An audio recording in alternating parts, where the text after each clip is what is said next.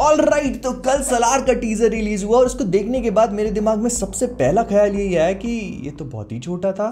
That's what she said. But point ये नहीं है, मेरा पॉइंट ये है कि जब KGF 2 का टीजर रिलीज हुआ था तो उसमें उन्होंने काफी सारी चीजें दिखाई थी और इस वजह से मन में एक सॉर्ट ऑफ धारणा सी बन गई थी कि जब सलार का टीजर आएगा तो वो भी कुछ कुछ उसी लाइंस पे बेस्ड होगा और अच्छी खासी हाइप बनाएगा। लेकिन 1 मिनट 46 सेकंड के इस टीजर में हमें कुछ रैंडमली कट शॉट्स दिखाए गए जिससे मूवी के बारे में कुछ सर्टेन चीजों का पता चला, जैसे मूवी कौन सी टोन को कैरी करेगी, फिर इसके बाद मूवी में over the top background music होने वाला है और ये कि प्रभास डायनासोर होंगे।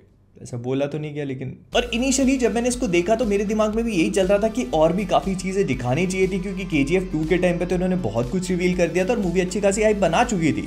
लेकिन फिर मुझे रियलाइज हुआ कि वो KGF 2 का टीजर था और ये सलार का टीजर है और दोनों मूवीज में काफी ज्यादा डिफरेंस है। जब एक फिल्म मेकर कोई भी मूवी बनाता है तो उसके दिमाग में 17 चीजें चल रही होती हैं and KGF chapter 2 was already an established universe। अगर हमें कंपैरिजन करना है तो हमें KGF के चैप्टर 1 के टीजर से करना चाहिए। हर मूवी को मार्केट करने का एक अलग तरीका होता है। KGF चैप्टर 2 के टाइम पर वो एक ऑलरेडी एस्टैब्लिश्ड यूनिवर्स था जहां पर रॉकी और उसके बाकी सपोर्टिंग कैरेक्टर्स, इनफैक्ट KGF भी एस्टैब्लिश हो चुका था।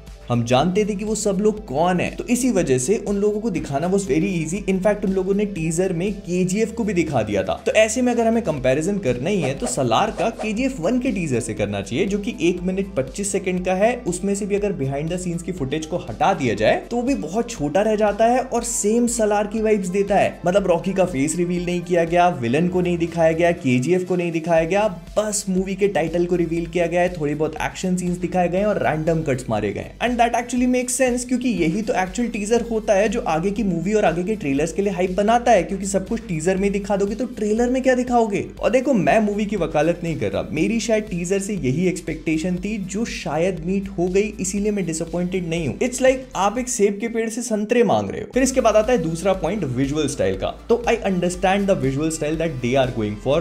प्रशांत नील का एक टिपिकल स्टाइल है डायरेक्शन का, जिसमें वो डार्क और ग्रिटी और ग्रेनी लुक की तरफ जाते हैं। जो विजुअल स्टाइल हम सलार में देख रहे हैं वही हमने KGF में भी देखा था। KGF में फिर भी थोड़े से येलो ह्यूज देखने को मिले थे, इसमें इन्होंने एकदम ही ग्रे और डार्क कर दिया है, जो अगेन प्रशांत नील की क्रिएटिव चॉइस है, क्योंकि ये दोनों एक ही मूवीज में सेट हैं तो वो इस मूवी को भी उसी स्टाइल में बनाना चाहते होंगे। और हाँ, इस चीज को लेकर अपने मन में कोई भी डाउट्स मत रखना। इस टीजर में जो एक फ्रेम दिखाई गई है उस पे जो छत पे लिखे हुए नंबर्स हैं वो KGF 2 के पोस्ट क्रेडिट सीन में जो छत दिखाई गई है उस पे लिखे हुए नंबर से बिल्कुल सेम है, तो नो डाउट्स देयर। एंड इसके यूनिवर्स पे हम लोग अलग से बात करेंगे। फिलहाल के लिए what I am trying to say is कि मूवी ना केवल एक ही यूनिवर्स को शेयर करती है बल्कि एक टीम को भी शेयर करती है। Director, producer, costume designer, music composer, सारी की सारी टीम सेम है, तो प्रोडक्ट सेम निकल के आएगा ही नहीं, प्रोडक्ट सेम निकालना चाहते हैं ये लोग, at least visually. But this is where I want the similarities to stop. अब देखो, सलार एक बहुत ही इंपॉर्टेंट और प्रॉमिसिंग मूवी है, लेकिन जितना मैंने देखा है ये अभी तक KGF की छाया में बढ़ रही है और वो मैं कतई नहीं देखना चाहता। एक सिनेमैटिक यूनिवर्स को बिल्ड करने के लिए आपके हर एक कैरेक्टर की आइडेंटिटी का सेपरेट होना बहुत जरूरी है। एंड ऐसे में अगर आपका एक कैरेक्टर दूसरे कैरेक्टर को ओवरशैडो कर देगा तो वो बिल्कुल भी सही नहीं है। एंड सिंस दोनों मूवीज विजुअली काफी ज्यादा सिमिलर हैं तो ये काम करने का सिर्फ और सिर्फ एक ही तरीका है कि मूवी की स्टोरी टेलिंग बहुत ज्यादा बवाल होनी चाहिए,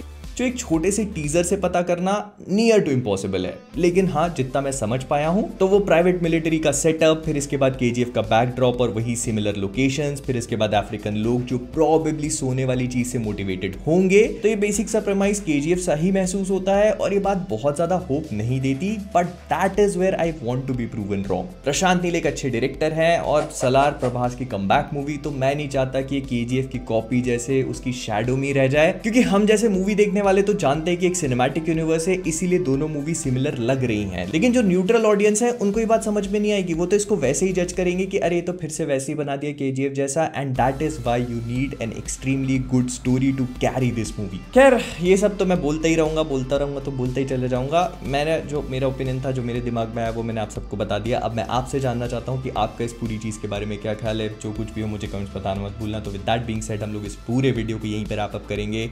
बाय बाय, टाटा, टेक केयर। अगर फ्लिकवर्स पे नए हो तो सब्सक्राइब करना मत भूलना। तो जाने से पहले फ्लिकवर्स से मैं हूँ मोहित, इस बार कॉमिक वर्स नहीं बोलूंगा। बाय बाय, टाटा, take care and as always Jurassic Park में डायनासोर। बाय।